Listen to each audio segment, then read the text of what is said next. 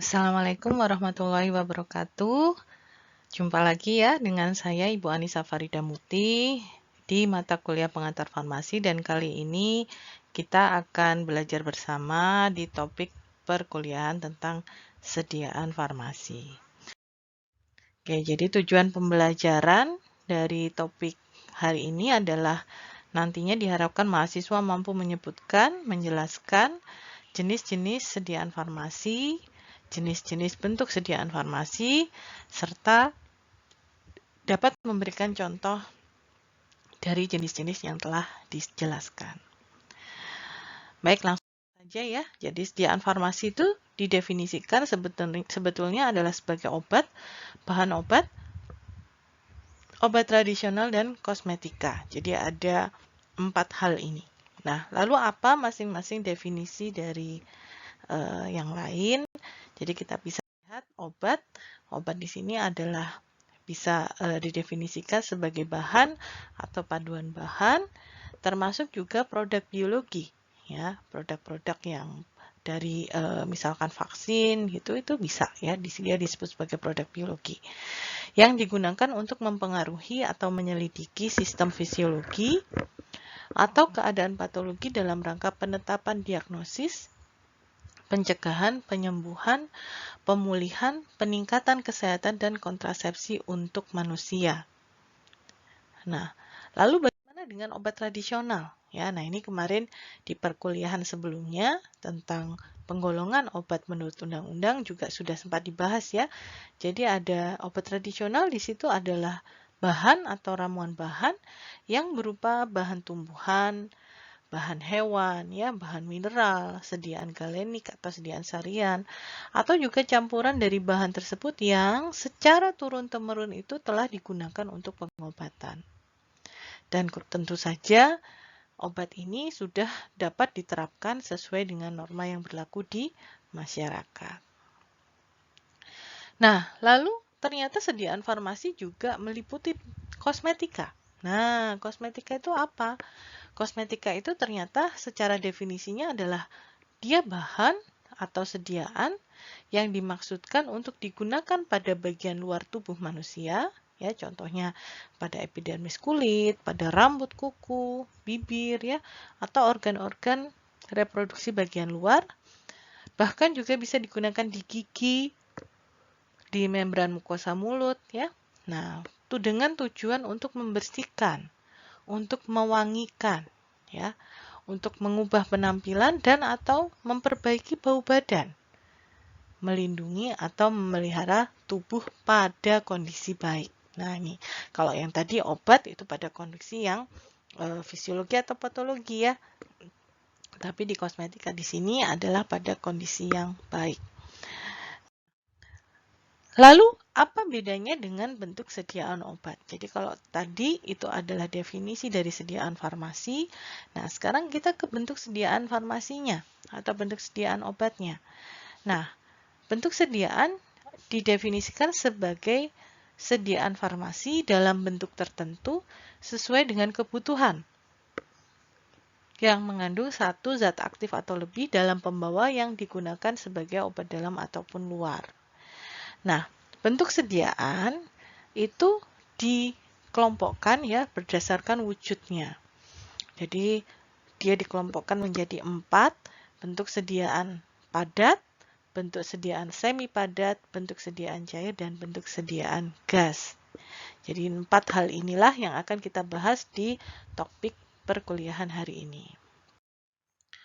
Nah, mengapa harus ada atau harus dibuat sebagai bentuk sediaan obat ya? Kenapa sih? Nah, karena memang obat itu biasanya adalah berupa bahan aktif ya, dan bahan aktif itu untuk bisa nantinya diberikan kepada pasien, maka dia harus dibentuk, diformulasi dalam suatu bentuk sediaan. Tujuannya apa? 1, supaya mudah dan nyaman penggunaannya. 2, supaya menutupi rasa yang tidak enak dari bahan obat.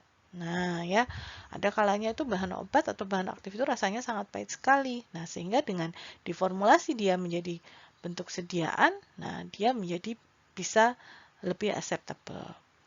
Kemudian yang ketiga, menjaga stabilitas bahan obat. Yang keempat, bisa meningkatkan kepatuhan penggunaan obat. Dan juga bisa dengan tujuan supaya kerja obatnya menjadi optimal dan aman. Itu tujuannya ya, sehingga memang beberapa bahan obat diformulasi menjadi bentuk sediaan obat. Nah, ini kan lebih bercerita tentang berdasarkan wujud dari bentuk sediaannya. Nah, kalau yang di sini ini yang ada di kompendial kita ya. Jadi ada 21 sediaan yang sudah tercantum di dalam situ. Nanti kalian bisa lihat masing-masing definisinya di Farmakope Indonesia yang ke-6. Oke, kita masuk ke bentuk sediaan obat yang pertama ya. Bentuk sediaan obat yang berbentuk padat. Nah, ada banyak sekali ya. Nah, kita bahas dulu yang bentuk pertama, yaitu adalah bentuk serbuk. Serbuk itu adalah suatu campuran kering dari bahan obat atau zat kimia yang dihaluskan, ya, yang ditujukan bisa untuk pemakaian oral atau pemakaian luar. Nah, kalau kita bicara tentang serbuk, serbuk itu dibagi menjadi dua, yang diistilahkan sebagai pulvis dan pulveras. Apa itu pulvis dan pulveras? Pulvis itu adalah serbuk yang tidak terbagi, ya, yang dapat diserahkan dalam bentuk tidak terbagi. Tapi kalau pulveras, berarti dia adalah yang diserahkan dalam bentuk terbagi. Nah, contohnya seperti apa pulvis? Nah, pulvis itu adalah contoh sediaan yang tadi tidak terbagi. Nah, di slide ini contohnya adalah farolit, ya. Farolit ini adalah suatu serbuk oralit. Nah, dalam satu kemasan ini dia tidak dibagi. Jadi kalau kita mau membuat oralit, cukup satu kemasan ini kita larutkan ke dalam 200 ml air dan kita minum habis. Itu jadi dalam satu saset ini tidak perlu kita bagi-bagi lagi, ya. Kemudian ada juga puyer bintang 7. Nah, ini juga gitu. Cara minumnya adalah dalam satu kemasan, satu saset langsung kita minum. Jadi tidak perlu dibagi-bagi. Nah, lalu apa contoh dari pulveras? Nah, kalau pulveras mungkin yang kita sering jumpai adalah pada bentuk puyer, ya, puyer-puyer yang biasa diberikan untuk bayi atau anak.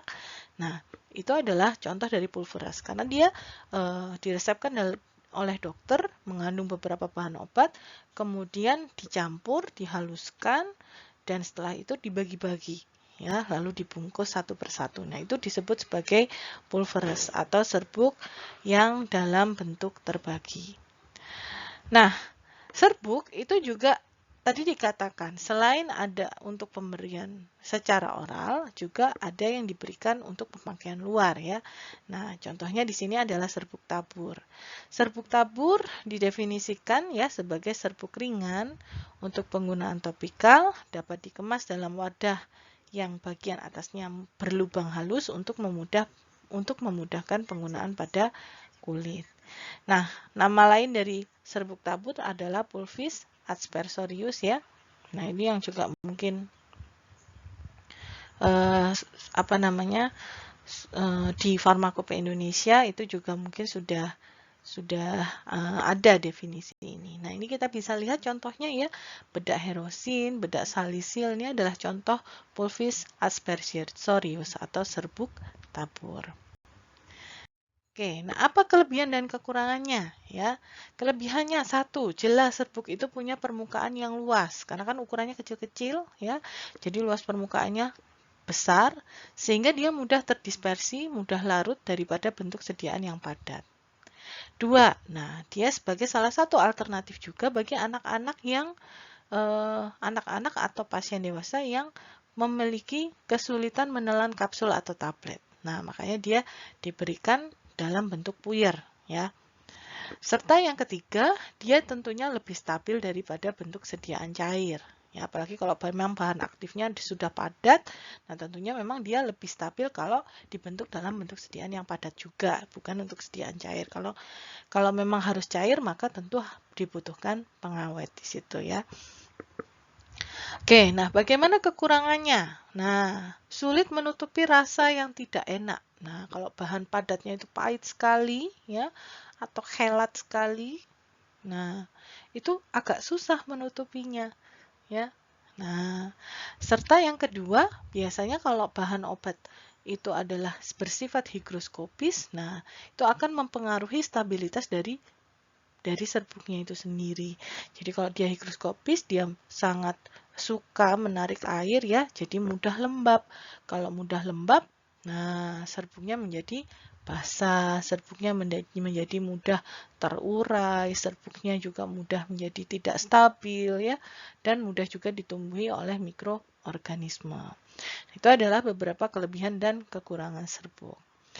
Nah, apalagi persediaan padat yang lain yaitu adalah kapsul.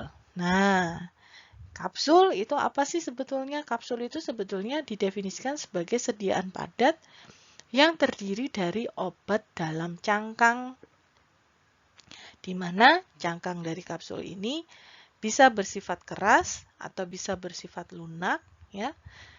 Namun dia dapat larut dalam cairan pencernaan. Nah, umumnya ya, biasanya si cangkang itu terbuat bisa dari gelatin. Namun juga bisa jadi dari pati ya atau bahan lain yang sesuai.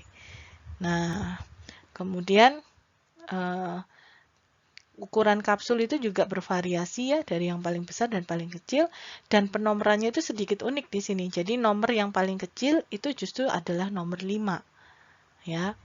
Jadi artinya apa? Kalau nomor 5 berarti kapsulnya itu adalah kapsul yang paling kecil ya. Nah, ini contohnya. Jadi kita bisa lihat yang paling kecil ya adalah nomor 5, volumenya itu justru yang paling kecil, 0,13 ml. Jadi ini adalah nomor 5. Semakin ke kiri, nah ini semakin besar. Nah, kalau semakin besar, ini adalah nomor 000. Nolnya 3 kali. Oke. Nah, kapsul itu juga terbagi, cangkang kapsulnya itu ada 2 ya, cangkang kapsul yang lunak sama yang keras. Nah, kalau yang lunak itu biasanya memang ini ya, transparan. Nah, kita kadang bisa melihat isi di dalamnya. Berbeda dengan yang cangkang yang cangkang kapsul yang keras. Nah, apa kelebihan dan kekurangan kapsul? Kelebihannya bentuknya tentu menarik. Nah, apalagi kalau menggunakan cangkang kapsul yang keras tadi yang warna-warni ya. Nah, itu tentu menarik. Mudah dan praktis digunakan ya. Jadi kalau puyer kan kita masih harus apa namanya? Memastikan bahwa wadah dari puyernya itu tidak berserakan kemana-mana ya kan, harus juga yang tidak merubah susunan dari puyernya. Kenapa? Khawatir nanti sedikit goncangan puyernya bisa tumpah dan lain sebagainya. Nah, kalau kapsul relatif lebih mudah dan praktis digunakan. 2, dia dapat menutupi rasa dan bau. Ya, karena dia dilindungi dalam cangkang kan, obatnya ada di dalam cangkangnya. Jadi bisa dapat menutupi rasa dan bau. Serta yang ketiga, jadi walaupun dia mengandung cangkang, tapi cangkang ini punya sifat mudah larut atau hancur sehingga cepat diabsorpsi. Seperti itu. Bagaimana dengan kekurangannya? Jadi kekurangan kapsul adalah 1, tidak bisa untuk bahan yang bersifat higroskopis. Nah, alasannya mirip dengan puyer tadi ya, atau serbuk tadi. Jadi kalau ada bahan yang sifatnya higroskopik, dia kan menarik air. Nah, kalau dia menarik air, dia akan merusak dulu cangkang kapsulnya. Jadi walaupun ada cangkangnya, cangkang itu juga memiliki pori-pori ya. Ukuran pori-pori cangkang yang bisa masuk air itu. Nah, jadi cangkangnya bisa rusak, bisa lembek. Nah, kemudian kalau masuk tentu saja akan mempengaruhi stabilitas dari bahan obatnya. Kemudian yang kedua, tidak dapat digunakan untuk bahan obat yang bereaksi dengan cangkang kapsul. Nah, ya, sudah jelas berarti dia inkompatibel dengan cangkangnya, maka jelas tidak bisa dibentuk dalam sediaan kapsul. Yang ketiga, tidak bisa digunakan untuk bahan obat yang mudah menguap. Nah, ini juga mirip dengan yang higroskopis tadi ya. Jadi sekali lagi bahwa cangkang kapsul itu juga memiliki pori-pori dengan ukuran tertentu. Nah, sehingga kalau untuk bahan yang mudah menguap, dia juga bisa menguap melalui pori-pori dari cangkangnya tadi. Jadi jelas tidak bisa digunakan untuk bahan yang mudah menguap.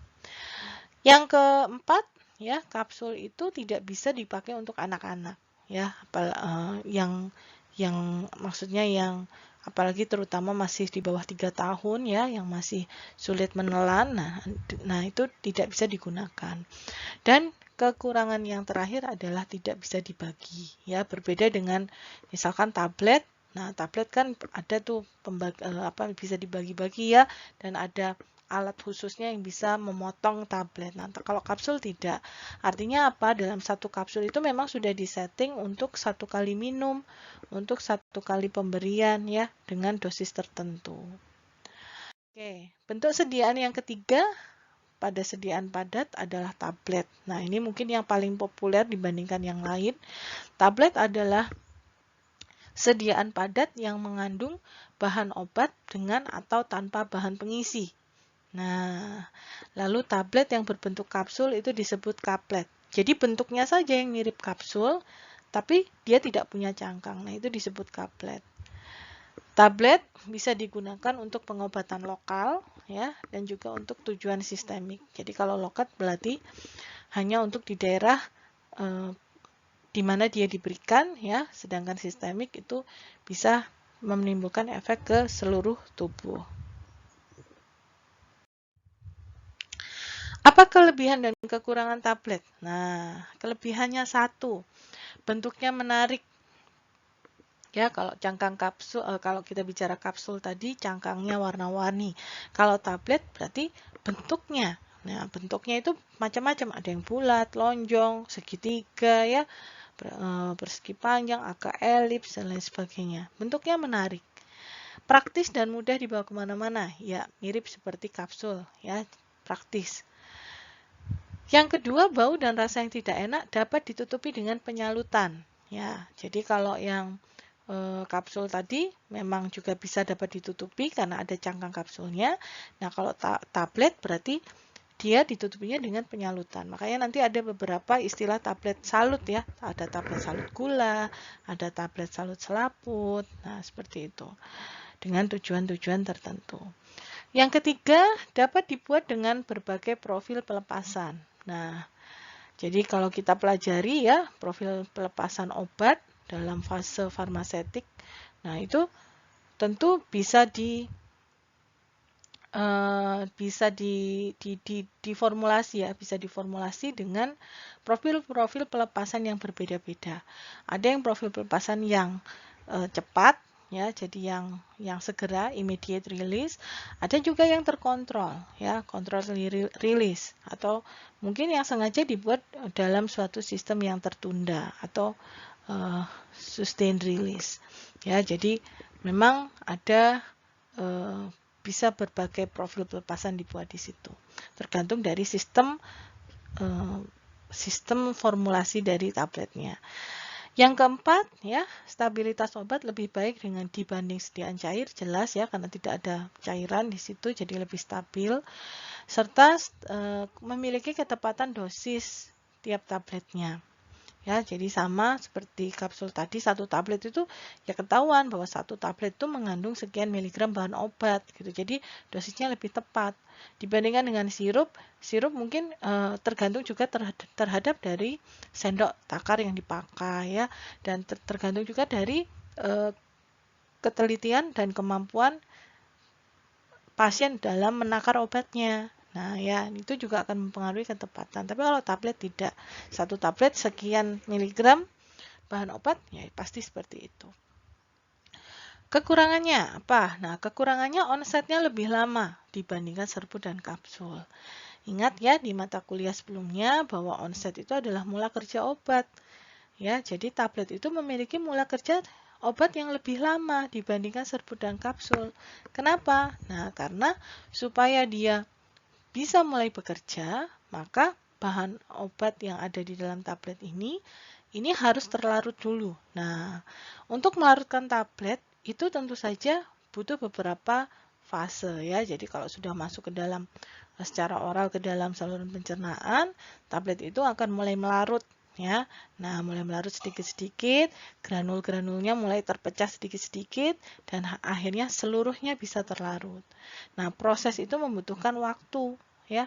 Kalau serbuk jelas langsung kan karena dia adalah berbentuk ukuran-ukuran partikel yang lebih halus pasti langsung akan cepat melarut. Kapsul juga karena cangkangnya adalah sangat mudah larut dalam air juga cepat. Nah, tapi kalau tablet butuh waktu karena dia harus melarutkan dulu granul-granulnya tadi ya.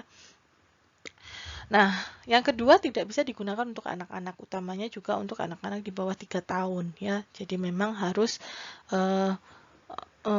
digunakan untuk biasanya anak-anak yang lebih besar atau dewasa. Nah, bagaimana dengan jenis tablet? Nah, tablet tadi saya sampaikan bahwa ini adalah salah satu bentuk sediaan yang paling populer ya. Nah, kenapa kok populer? Karena memang jenisnya juga itu ada banyak sekali. Di sini saya sampaikan kurang lebih ada 7 jenis tablet ya. Nah, mungkin di literatur yang lain bisa berbeda.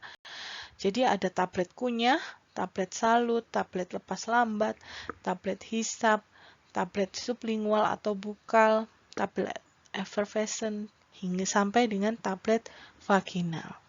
Nah, mari kita pelajari masing-masing. Yang pertama, tablet kunyah. Nah, berarti sesuai namanya, dia memang harus dikunyah, ya kan? Jadi tablet kunyah itu dimaksudkan untuk dikunyah, memberikan residu rasa enak di rongga mulut ya, mudah ditelan dan tidak meninggalkan rasa pahit. Nah, ini. Jadi memang harus dikunyah dulu. Nah, contohnya bisa kita lihat di sini ya, ada Promah, ada Panadol tablet kunyah ya. Ada juga cetirizine. Ya, ini juga adalah contoh-contoh tablet kunyah. Jadi memang dikunyah dulu. Penggunaannya adalah dengan cara dikunyah. Biasanya jenis tablet ini tuh diformulasi untuk tablet-tablet yang gunanya untuk multivitamin biasanya ya, antasida dan beberapa obat lain. Next ada tablet salut. Nah, tadi ini sempat kita bahas di awal tadi ya. Jadi salut itu apa sih? Salut itu lapisan, dilapisi ya. Gunanya apa? Macam-macam. Tergantung jenis salutnya. Karena jenis salut itu ada salut biasa, di mana salut biasa ini yang dimaksud adalah salut gula, dan ada juga tablet yang salut enterik. Nah, tablet itu disalut untuk berbagai alasan ya. Satu, untuk melindungi zat aktif dari udara, dari kelembapan atau cahaya. Jadi untuk menjamin stabilitas dari bahan aktifnya. Yang kedua, untuk menutupi rasa dan bau yang tidak enak. Tadi kalau ada obat yang misalkan terlalu pahit, nah itu biasanya disalut gula ya, sehingga rasa pahitnya itu tidak begitu terasa di lidah. Yang ketiga, membuat penampilannya lebih baik. Nah, salut itu kadang kalau beberapa salut gula ya, itu warna-warni. Jadi ada yang warna merah, ada yang warna kuning gitu ya. Jadi lebih menarik gitu, lebih eye catching. Dan alasan yang keempat, nah ini khusus biasanya untuk tablet salut enterik. Jadi tablet salut enterik itu tablet salut yang dibuat ya dengan tujuan untuk mengatur tempat pelepasan obat di dalam saluran cerna. Nah, kenapa kok harus mengatur tempat pelepasan obatnya? Nah, ada banyak alasan ya. Oke, sebelum kita ke tablet salut enterik, kita lihat bahwa di sini contohnya ya, ada Livron Beplex, ini salah satu suplemen penambah besi. Nah, ini adalah contoh tablet salut gula. Kemudian ada di natrium diklofenak dan ada bisakodil. Ini natrium diklofenak adalah NSAID ya, obat anti nyeri, analgesik, antiinflamasi. Kemudian ada bisakodil, ini juga untuk pencahar ya. Nah, ini adalah contoh tablet enterik. Nah, apa bedanya ya? Tadi mungkin juga sudah sempat saya singgung, ada tablet salut biasa, ada tablet salut enterik. Tablet salut biasa umumnya tabletnya itu disalut dengan gula. Sedangkan kalau tablet salut enterik itu memang digunakan bahan penyalut enterik ya, bahan penyalut tertentu. Nah, kalau tablet salut biasa biasanya itu hanya bertujuan terkait nilai estetik tadi ya, bentuknya menarik, warnanya menarik, atau untuk menghilangkan rasa yang kurang enak atau kurang sedap. Nah, itu biasanya menggunakan salut biasa atau salut gula. Akan tetapi kalau untuk tablet salut enterik, nah ini biasanya dengan tujuan tertentu tadi untuk menghasilkan pengaturan pelepasan obat yang tertentu ya.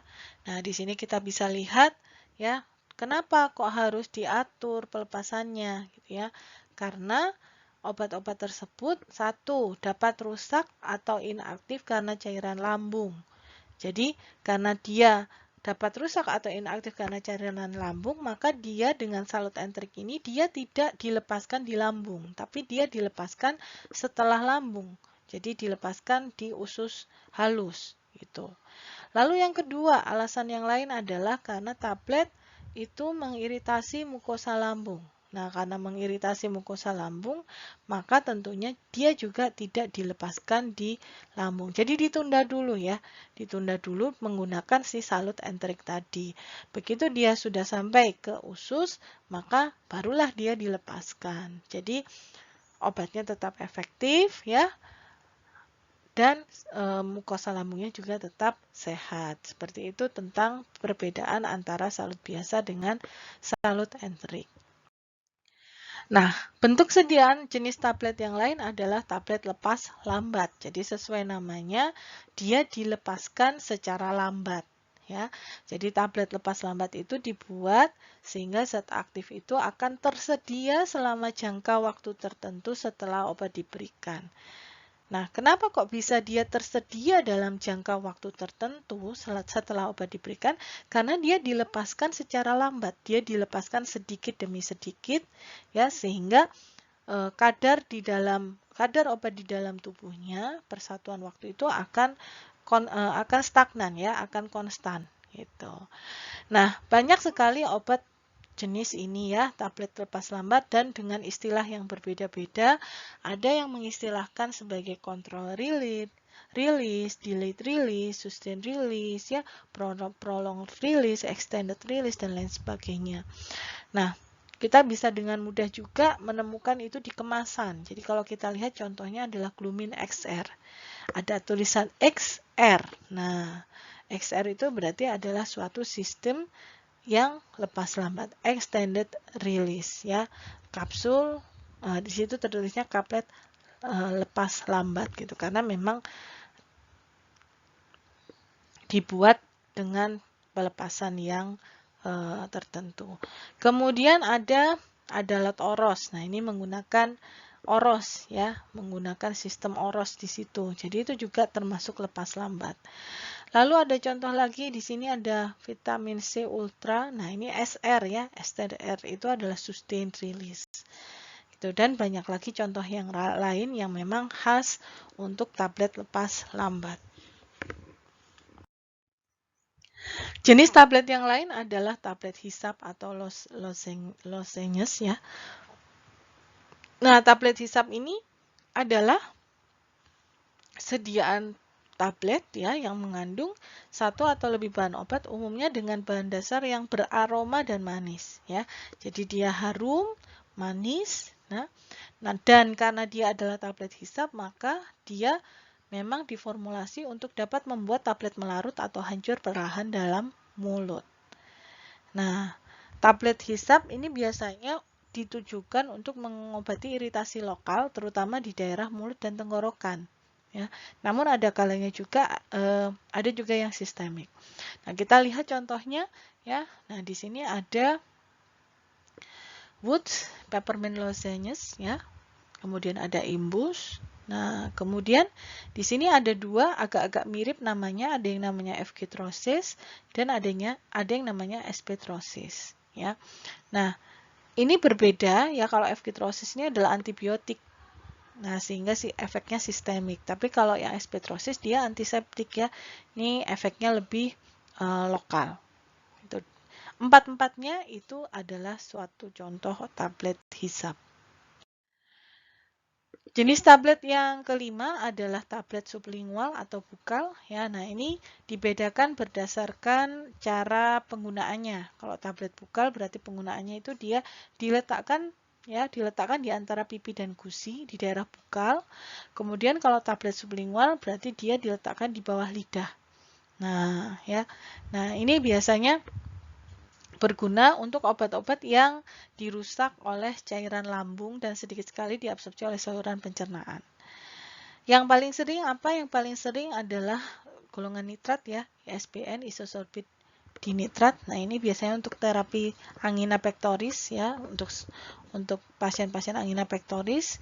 Nah, ini untuk pertolongan pertamanya itu diberikan ISDN secara sublingual. Oke, nah lalu selanjutnya ada tablet effervescent. Nah, ini mungkin sudah populer juga di kalangan adik-adik mahasiswa ya. Jadi tablet effervescent itu adalah tablet berbuih ya. Dia dibuat dengan cara kompresi granul mengandung zat aktif dan ada campuran asam dan basanya. Gitu. Jadi, kenapa dia berbuih? Buih itu sebetulnya adalah hasil dari reaksi asam dan basa ya, reaksi supersaturasi di situ kemudian menghasilkan gas CO2. Nah, gas CO2 itu yang akan nampak sebagai buih. Nah, tablet effervescent ini khas ya, karena supaya reaksi tadi supersaturasinya bisa terjadi, maka dia harus dilarutkan atau didispersikan dalam air dulu sebelum pemberian ya. Jadi dia harus dicampurkan air dulu, baru akan terjadi reaksi ya, dan reaksi itu akan menghasilkan buih. Nah, setelah itu baru kita minum. Nah, karena cara penggunaan tablet effervescent ini memang membutuhkan air ya, maka pada penyimpanan tablet effervescent ini justru harus disimpan dalam wadah tertutup rapat ya, dan dalam wadah yang tahan lembab, yang jauh dari air. Karena begitu dia kena air, dia akan langsung mulai reaksi supersaturasinya. Gitu ya, makanya wadahnya kalau kita lihat memang sangat kedap sekali ya, sangat kedap karena untuk melindungi kelembapan dari tablet effervescent-nya. Jenis tablet selanjutnya adalah tablet vaginal. Nah, sesuai namanya berarti dia dimasukkan ke vaginal ya. Jadi kalau kita menemui tablet vaginal, itu artinya bukan berarti diminum untuk kesehatan vagina, tidak, tapi tablet itu digunakan dengan cara dimasukkan ke dalam vagina. Nah, cara memasukkannya pun ada beberapa ya, ada yang menggunakan alat penyisip tertentu seperti ini, tapi ada juga yang memang dimasukkan secara langsung. Tuh, dan umumnya tablet vagina ini ditujukan untuk pemberian efek lokal ya, kayak misalkan kita tahu nystatin. Nah, itu biasanya untuk jamur ya, keputihan yang ada di vagina. Seperti itu. Jadi untuk terapi lokal. Selanjutnya ada bentuk sediaan obat padat lainnya yaitu implan. Nah, implan atau pelet. Nah, ini adalah sediaan massa padat steril yang ukurannya kecil, berisi obat dengan kemurnian tinggi. Bisa dengan atau tanpa eksipien yang dibuat dengan cara pengempaan atau pencetakan. Dan implan ini biasanya dimasukkan ke dalam tubuh ya secara subkutan, jadi jaringan di bawah kulit, untuk memperoleh pelepasan obat yang perlahan juga dalam jangka waktu yang lama. Ini biasanya digunakan untuk pemberian hormon ya, obat-obat hormon seperti hormon-hormon testosteron dan estradiol. Jadi biasanya merupakan kontrasepsi hormonal.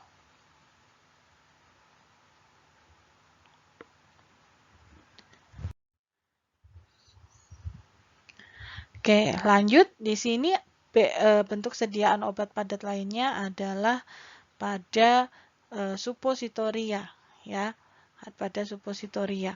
Jadi suppositoria itu kalau kita lihat definisi besarnya, dia adalah sediaan padat dalam berbagai bobot dan bentuk yang diberikan melalui rektal, vagina, dan uretra. Tuh, jadi bisa rektal, bisa vagina, bisa uretra. Dan umumnya dia punya sifat mudah meleleh, melunak, atau melarut pada suhu tubuh. gitu. Ini contoh-contohnya ya.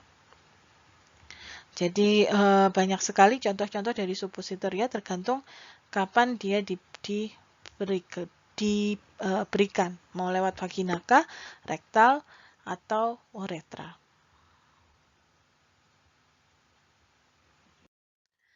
Oke, nah ini adalah kelebihan dan kekurangan suppositoria ya. Nanti akan mungkin lebih dibahas lebih dalam ya di mata kuliah farmasetika. Jadi suppositoria kelebihannya digunakan untuk obat-obat yang rusak oleh asam tubuh, oleh asam lambung maksud saya, mohon maaf. Kemudian digunakan juga untuk obat-obat yang mengiritasi lambung. Bisa digunakan juga untuk pasien-pasien yang mudah muntah, yang kejang, ataupun yang juga tidak sadar. Serta onsetnya itu ternyata lebih cepat ya dibandingkan dengan obat yang diberikan secara oral. Karena memang di dalam terutama di ini ya kalau diberikan secara rektal itu ada pembuluh-pembuluh darah yang memang langsung masuk ke dalam vena cava inferior.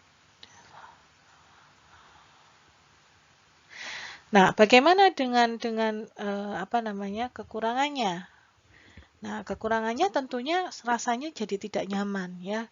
Nah, serta juga tidak semua orang itu bisa ahli dalam menggunakan, sehingga memang biasanya membutuhkan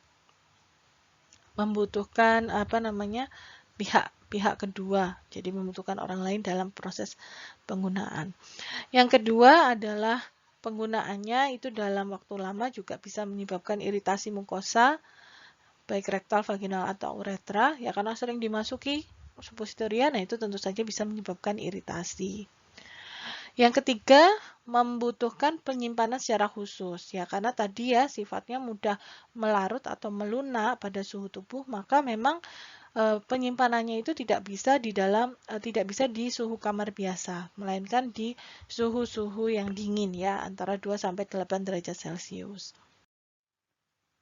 Oke, itu adalah beberapa contoh bentuk sediaan obat yang padat.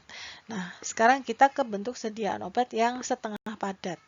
Ya, jadi setengah padat ada banyak ya. Nah, kita mulai dengan gel. Jadi bentuk sediaan setengah padat yang gel ini atau kadang disebut sebagai jelly merupakan sistem semi padat ya yang terdiri dari suspensi yang dibuat apa namanya dari partikel anorganik yang kecil atau molekul organik yang besar yang terpenetrasi oleh suatu cairan. Jadi memang jumlah cairannya itu lebih banyak gitu. Makanya ada kesan dingin pada saat kita setelah mengaplikasikan gel ya. Ini berikut contohnya ada Voltaren gel, Trombogel ya, ada Trombofob dan gel-gel yang lain. Nah, kelebihannya apa dari gel? Kelebihannya adalah efek dingin karena cairannya memang cukup besar yang tadi saya sampaikan, mudah dicuci dengan air dan juga mudah menyebar pada kulit. Lalu, tapi kekurangannya ya karena sangat memang mudah dicuci dengan air sehingga kadangkala dengan keringat aja dia juga mudah tercuci gitu. Nah, kalau mudah hilang kan efek obatnya tidak berlangsung secara lama. Yang kedua juga zat aktifnya itu harus larut dalam air. Nah, sehingga kalau ada zat aktif yang kurang larut perlu penambahan surfaktan. Nah, resikonya apa dari penambahan surfaktan ini? Resikonya akan menyebabkan iritasi ya. Nah, itu kalau surfaktannya terlalu tinggi kadarnya mudah sekali terjadinya iritasi. Bentuk setengah padat lainnya adalah krim ya. Nah, secara definisi krim itu adalah bentuk sediaan setengah padat mengandung satu atau lebih bahan obat yang terlarut atau terdispersi dalam bahan dasar yang sesuai. Nah, definisinya memang cukup umum ya. Namun secara khususnya krim itu memang terbentuk dari sistem setengah padat yang berasal dari minyak dan air. Jadi ada fase minyak dan ada fase airnya di situ. Lalu dia terdispersi ya. Nah, ini adalah contohnya Canterpain krim dan Calpanax K krim. Kelebihan dari krim mudah digunakan, ya, mudah menyebar juga dan mudah diserap oleh kulit, tidak lengket dan mudah dibersihkan atau dicuci dengan air. Nah, kemudian kekurangannya karena tadi saya sampaikan bahwa dia dasarnya adalah konsepnya adalah emulsi ya, sehingga proses pembuatannya relatif sulit karena emulsi itu mudah pecah atau pisah ya, karena kan dia dari fase air dan minyak, jadi mudah sekali pecah atau pisah. Mudah kering dan rusak juga dalam penyimpanan, sehingga memang kita perlu memperhatikan betul tentang kondisi penyimpanannya. Selanjutnya ada pasta ya. Jadi kalau krim tadi ada dasarnya adalah sistem emulsi. Nah, kalau pasta ini bentuk padatnya itu lebih banyak ya. Jadi bentuk sediaan setengah padat atau bentuk sediaan semi padat, dia mengandung bahan obat ya. Namun jumlah bahan obatnya ini lebih dari 50% dari bentuk sediaan totalnya. Nah, sehingga memang kalau dibandingkan dengan krim atau gel, nah pada saat dia diaplikasikan ya, itu ada kalanya ada yang terasa sedikit kasar ya, ada yang agak mengeluarkannya dari wadahnya juga agak sedikit susah gitu ya, karena memang dia bentuknya pasta, lebih banyak komponen bahan padatnya. Nah, apa kelebihannya? Kelebihannya dia karena bahan padatnya lebih banyak ya, bahan aktif padatnya lebih banyak, mampu mengikat cairan sikret atau eksudat. Jadi nanah-nanah ya, cairan-cairan yang akibat luka. Nah, itu mudah mengikat di situ. Jadi mudah kering akhirnya. Juga lebih melekat ya, lebih melekat pada kulit sehingga kontak dengan jaringan lebih lama. Sedangkan kekurangannya apa? Kekurangannya adalah tentunya dia karena bahan aktif yang bentuk padatannya itu jumlahnya jauh lebih besar ya, sehingga jumlah cairannya kan sedikit, jadi kering, jadi menimbulkan reaksi yang mengeringkan kulit. Nah, kalau kulitnya kering tentunya merusak epidermis sehingga memudahkan terjadinya iritasi. Selanjutnya ada salep. Nah, ini mungkin yang juga paling populer dari sediaan setengah padat yang lain ya. Nah, salep keunikannya dia bisa dibedakan berdasarkan dasar salep pembawanya. Jadi, ada dasar salep hidrokarbon, dasar salep serap, dasar salep dapat dicuci dengan air, dan dasar salep larut dalam air. Jadi, memang tergantung dari dasar salep pembawanya ini. Kelebihan dari salep, 1, kontak dengan permukaan kulit lebih lama. Ya. 2, mudah digunakan. 3, sedikit mengandung air sehingga sulit ditumbuhi bakteri. Dapat diatur juga penetrasinya dengan memodifikasi basisnya. Nah, itu. Jadi karena tadi ada 4 basis yang berbeda, bisa kita atur penetrasinya. Ya, mau yang lebih lama nanti lebih lama efeknya pada kulit, atau yang mudah dicuci dengan air, atau apapun nanti kita bisa atur dengan memodifikasi basis. Kekurangannya, 1, mudah tengik ya, terutama yang menggunakan basis lemak yang tidak jenuh. Kemudian yang kedua, terbentuk kristal atau keluarnya fase padat dari basisnya ya. Serta yang ketiga, beberapa juga tidak disukai karena lengket atau berminyak. Oke, nah itu bentuk sediaan setengah padat. Nah, sekarang kita ke bentuk sediaan yang ketiga, yaitu adalah bentuk sediaan obat yang cair. Oke, yang pertama adalah larutan. Nah, larutan itu apa sih? Jadi kalau kita lihat definisi panjangnya, larutan itu adalah sediaan cair yang mengandung satu atau lebih zat kimia yang terlarut, ya. Misalkan yang terdispersi secara molekuler dalam pelarut yang sesuai atau campuran pelarut yang saling bercampur. Jadi karena memang dia adalah sistem larutan yang terdispersi, jadi dia sifatnya adalah homogen ya, fase larutannya itu adalah sistem yang homogen. Kelebihan larutan satu, tentu onsetnya lebih cepat karena sudah siap diabsorpsi, sudah dalam bentuk cair, sudah dalam bentuk bahan obat itu terlarut dalam fase pelarutnya. Ya, kalau tadi kita berhubungan dengan sediaan padat, nah itu kan dia harus terlarut dulu nih. Ya, harus bisa terlarut dulu baru bisa diabsorpsi. Nah, tapi kalau larutan karena dia sudah dalam bentuk terlarut, tentunya jauh lebih cepat diabsorpsi. Yang kedua adalah dosisnya lebih mudah divariasikan ya. Kenapa? Karena nanti menakarnya menggunakan sendok penakar obat. Nah, sendok penakar obat itu kan bisa dengan mudah kita variasikan ya, tergantung kita mau dosis berapa, tergantung pada pasiennya juga ya, usia berapa, berat badan berapa. Nah, dengan mudah juga kita bisa mengatur berapa mililiter obat yang harus diberikan ke pasien. Yang ketiga, bau, rasa, dan warnanya lebih menarik. Ya, bau, rasa, dan warnanya lebih menarik. Serta yang keempat bisa diberikan pada anak atau pasien-pasien yang suka menelan dengan tablet atau kapsul. Serta kekurangannya apa? Kekurangannya stabilitas obat menjadi berkurang ya, jelas karena kan ada airnya. Lalu yang kedua, harus ditambahkan pengawet. Nah, karena memang ada air, maka kita memang harus tambahkan pengawet. Nah, jenis larutan ada banyak ya. Nah, kita bisa lihat di sini. Jadi ada 7 jenis larutan yang ada ya. Yang pertama ada larutan oral, larutan topikal. Jadi kalau oral sesuai namanya berarti dia masuk mulut ya. Kemudian ada larutan topikal, ada larutan otik telinga, optalmik mata, spirit, tinktur, dan air aromatik.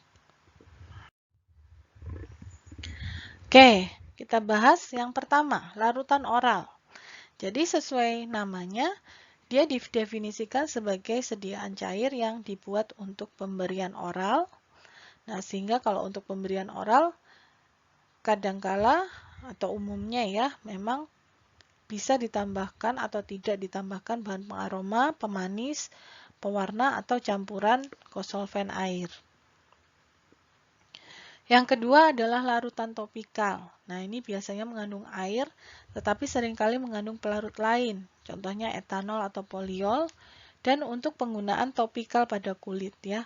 Nah, kemudian selain topikal pada kulit ada juga yang larutan lidokain ya, oral topikal itu digunakan untuk mukosa mulut. Lalu ada juga larutan otik ya. Otik berarti di telinga ya. Jadi larutan yang digunakan untuk telinga luar.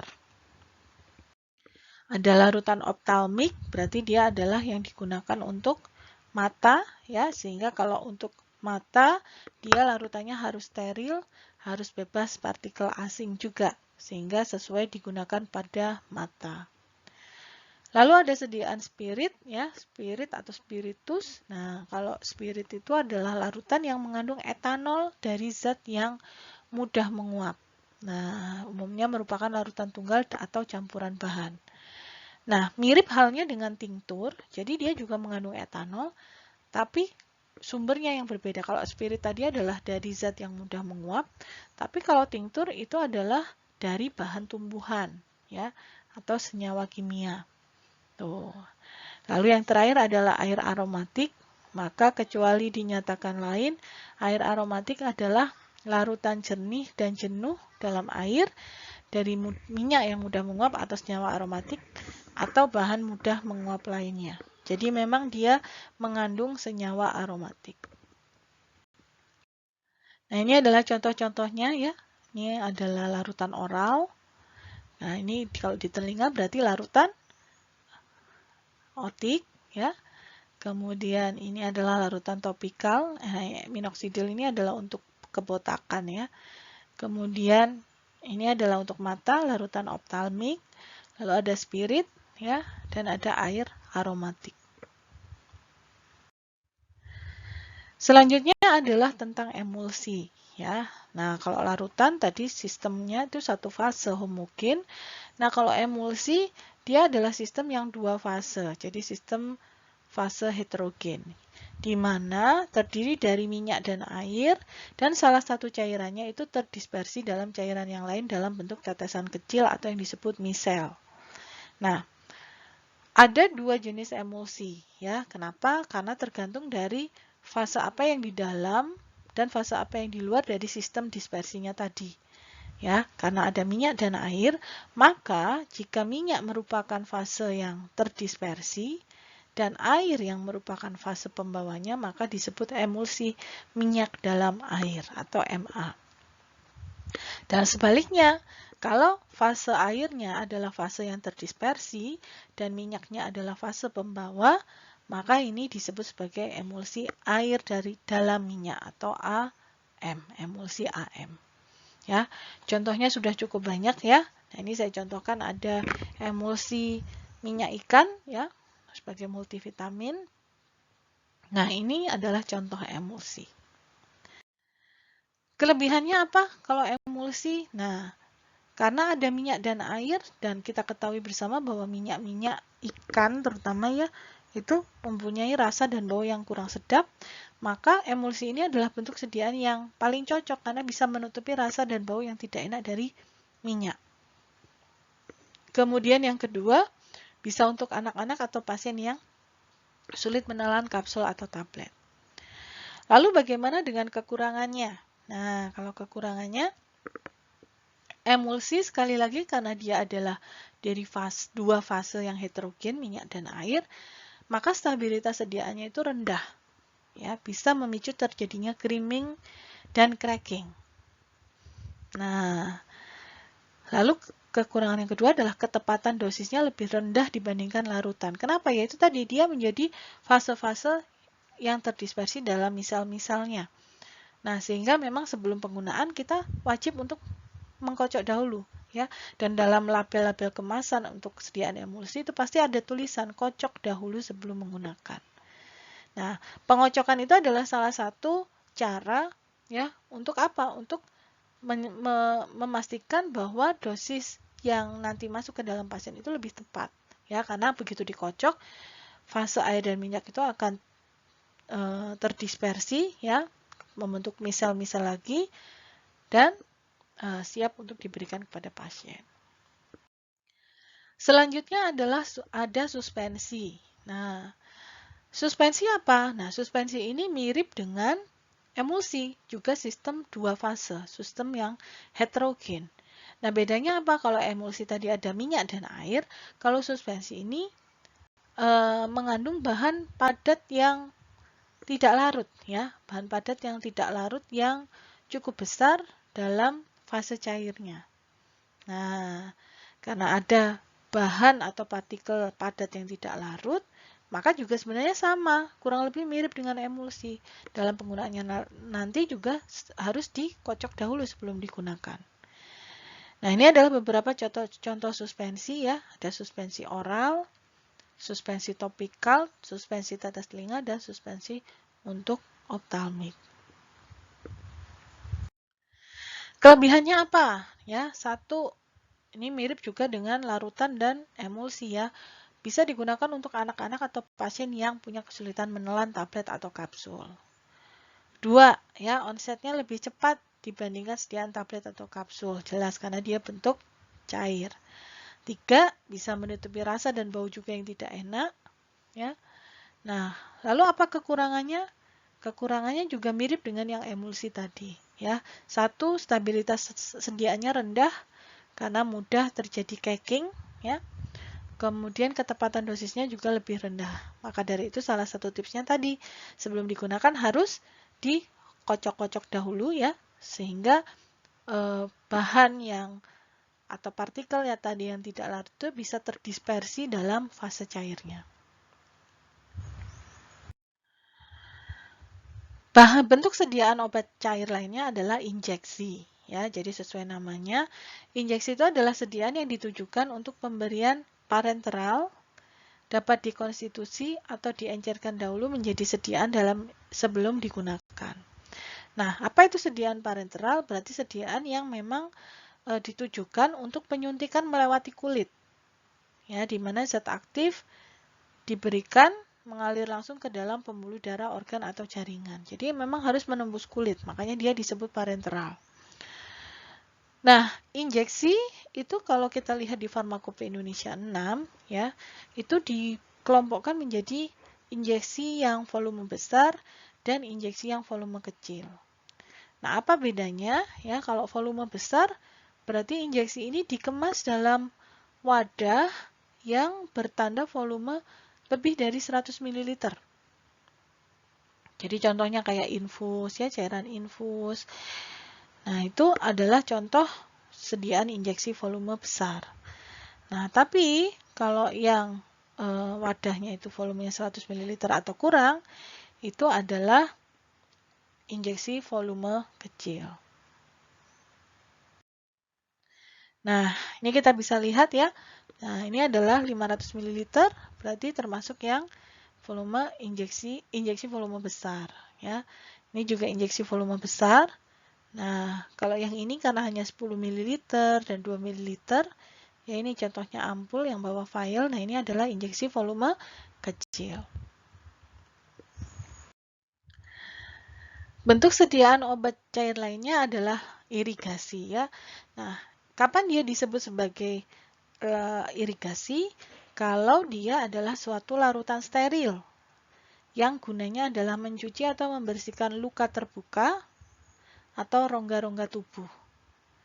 Pemakaiannya itu adalah secara topikal, ya, karena memang untuk membersihkan luka. Jadi tidak boleh digunakan secara parenteral, walaupun sebetulnya dia adalah larutan steril. Tapi karena tujuan penggunaannya berbeda, maka namanya pun juga berbeda. Nah, pada etiket biasanya akan diberi tanda, ya, untuk tidak dapat digunakan untuk injeksi. Jadi supaya dibedakan dengan yang larutan steril yang bisa untuk injeksi. Bentuk sediaan obat cair lainnya adalah enema, ya. Nah, kalau enema ini larutan yang diberikan melalui dubur atau rektal, ya, untuk mendapatkan efek lokal dari obat atau untuk absorpsi sistemik. Nah, ini kita lihat ya contohnya Microlax, kalian mungkin sudah sering menemukan di apotek, ya, ada Fleet juga. Ini biasanya dua obat ini untuk masalah konstipasi, ya, atau kesulitan buang air besar.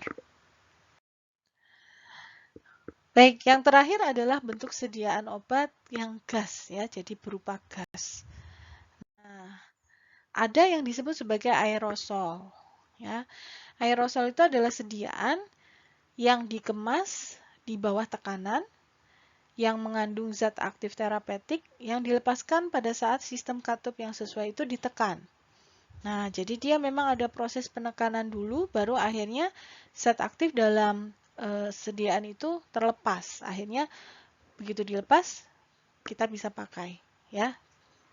Nah, sediaan ini biasanya digunakan untuk pemakaian topikal pada kulit, ya, atau pemakaian lokal. Nah, ini biasanya memang bentuk sediaan obat yang gas itu digunakan untuk penyakit-penyakit atau gangguan yang berhubungan dengan telinga, hidung, atau tenggorokan. Nah, makanya di situ ada aerosol nasal, aerosol lingual, ya, aerosol inhalasi. Nah, karena memang umumnya sediaan gas ini penting sekali untuk telinga, hidung, tenggorokan. Dan ada beberapa juga yang bahkan ke paru-paru, ya. Nah, ini adalah contohnya. Ada Atrofen, ya, ada Berotek. Ini juga adalah contoh aerosol. Apa kelebihannya? Nah, kelebihannya mudah digunakan dan kontak dengan tangan lebih sedikit, ya, sehingga lebih higienis. Akibatnya kontaminasinya juga sangat kecil karena wadahnya kedap udara. Dosis itu juga bisa diatur, ya. Jadi bisa diatur karena tergantung kita mau berapa puff, ya, berapa puff yang nanti ditekan. Nah, nanti itu akan menentukan dosisnya. Kemudian, nah, apa kekurangannya? Nah, kekurangannya karena dia memang menggunakan wadah yang kedap, ya, wadah yang ada pengukuran volume semprotannya, tentu memang harganya relatif mahal, ya. memang harganya relatif mahal.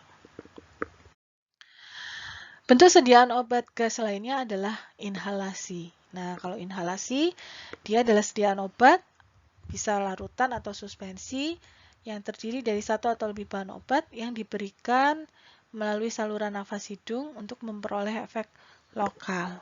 Ya, ini bentuknya juga sedikit mirip dengan aerosol. Ya, nah ini contohnya ada diskus. Nah, diskus ini adalah salah satu contoh bentuk sediaan yang baru ya, yang memanfaatkan sistem inhalasi juga.